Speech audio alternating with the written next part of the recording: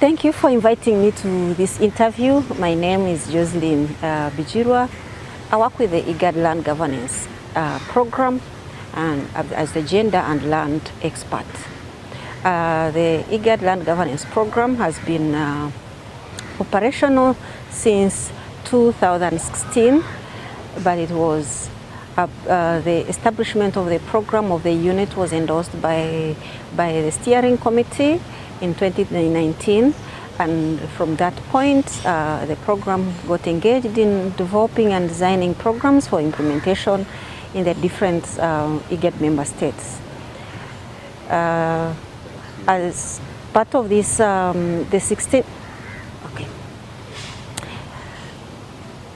the IGAD Land Governance Program, we have been involved in a 16 days of activism campaign since 2020, and this is the time again that we are commemorating the 16 days of activism, which is a global campaign that started in 1991, and it's coordinated by the United Nations. UN Women is leading on that campaign globally, but activists around the world, civil society organizations, governments are engaged in this campaign against gender-based violence.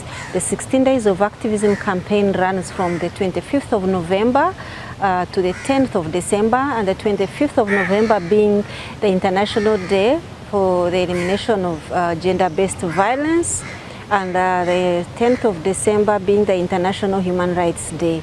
In between, there are different human rights events that are commemorated, including the World AIDS Day, which is commemorated on the 1st of December, and the World Disability Day, which is commemorated on the 3rd of December.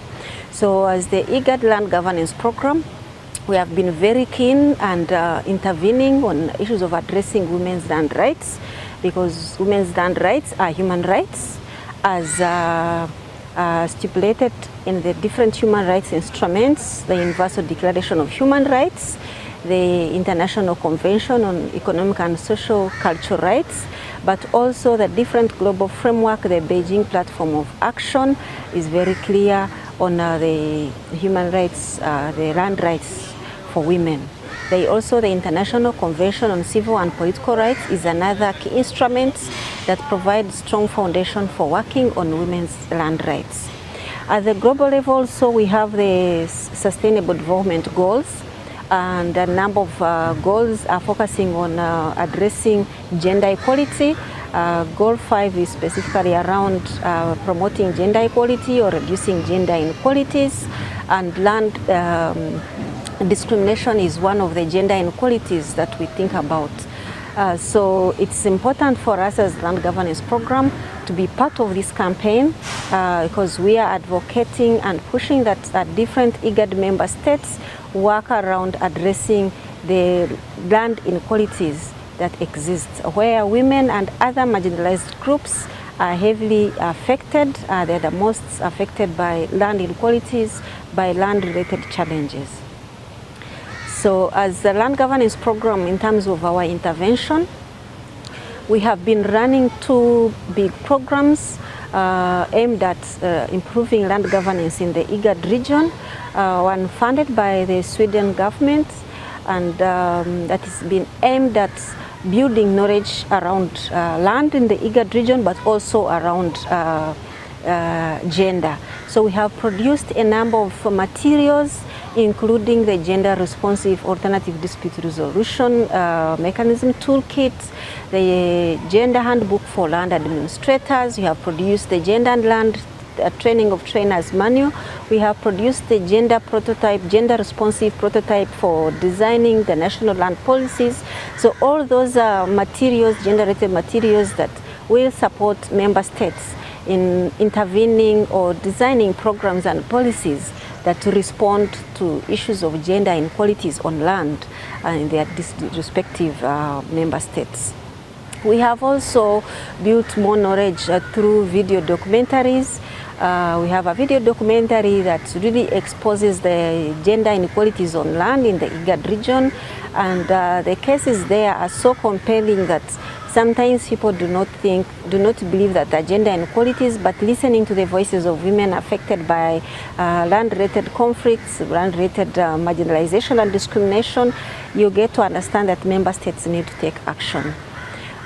We have also produced a coffee table book on the multiverse of women, and this we launched it in March, and we're still sharing with the different stakeholders. It also contains stories of women that have had very successful experiences around land ownership. So to help us understand that it's important for women to own land because it's a key resource for agricultural production. And you know, women are the majority producers, majority of agricultural producers. So they really need land. But also the coffee table book talks about the experiences of women that have encountered land-related challenges and calls upon member states to take appropriate action in addressing gender inequalities. Above all, as the IGAD Land Governance Program, we have undertaken the gender assessment of the land sector, which unveiled different challenges around gender in the land sector, within the institutions, with the land institutions, the government institutions that are leading on land, but also more broadly with the interventions happening on ground. So we see that across the IGAD member states, the land sector is quite male-dominated. The gender architecture is not well balanced. We have more male land administrators than women. Over 80% of the land administration is dominated by men. So an issue that needs to be addressed. We also find that across the IGAD region, there are discriminative norms and practices where women are regarded as property themselves, and because they are regarded as property, they are not allowed to own property. So in most communities, in most societies in the IGAD region, girls do not inherit land from their parents. Land is given to the boys. Also, even when women have money, they are not allowed to buy land in their own names, even when they can afford. So when women lose their husbands, they do not have full rights to control or own land. Usually the rights are passed on to the male child in the home. So these are serious discriminatory practices that really need to be addressed. But you also find that out of the 7 IGAD member states, only 2 have national land policies, and we know the importance of having the land policies. So only Uganda and Kenya have national land policies. Both of them have quite good provisions for addressing the gender inequalities, but there are still gaps that need to be addressed. So we find that 5 out of 7 do not have the national policies, national land policies, and that has an implication in terms of how they plan, how they address land-related challenges that women face. So we have been advocating for member states, but also supporting member states to put in place policies, national land policies that are also gender responsive. So that is critical. But we have more broadly and comprehensively looking at the future. We've been forward-looking in a sense that we engaged member states in understanding what women's land rights challenges women are faced with in their different countries. So we undertook consultations with the different stakeholders. We did multi-stakeholder consultations for member states to identify the existing women's land rights challenges, the causes of these challenges, and what interventions or actions need to be taken to address the challenges. That is an exercise that we started on from 2020. In 2021, we concluded with that exercise and were able to come up with what we call the Country Women's Land Rights Agenda, where each of the IGAD member states have an agenda which stipulates the commitments that the member states have in terms of addressing gender inequalities on land in their different member states. From the Country Women's Land Rights Agenda, we were able to consolidate, pull out the cross-cutting issues, the common threads, to formulate what is called the IGAD Regional Women's Land Rights Agenda. The IGAD Regional Women's Land Rights Agenda was endorsed by the sectoral ministers responsible for land and gender in the IGAD region. The endorsements took place last year in July. So this is now a regional policy framework on women's land rights that IGAD is working with.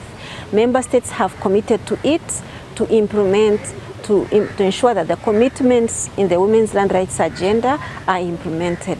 But it's also a framework for planning and implementation that can be used by other stakeholders, including UN agencies, civil society organizations, the academia, the researchers, because it also has components of that can be taken on by those different institutions. So having the IGAD Regional Women's Land Rights Agenda is a big achievement for us, but it's not an end in itself.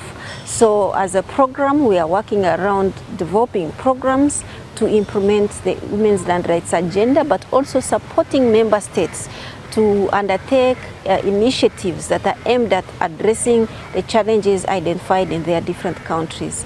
Some of the issues that we have committed to work on in the IGAD Women's Land Rights Agenda is supporting the formulation of gender-responsive national land policies in the 5 IGAD member states where the national land policies don't exist, but also supporting the review of the 2 national gender policies that exist for Uganda and Kenya to make them more gender-responsive or transformative in nature. But we also committed to working around addressing the discriminatory cultural norms and practices that hinder women from accessing, owning and utilizing land, as is the same case with men.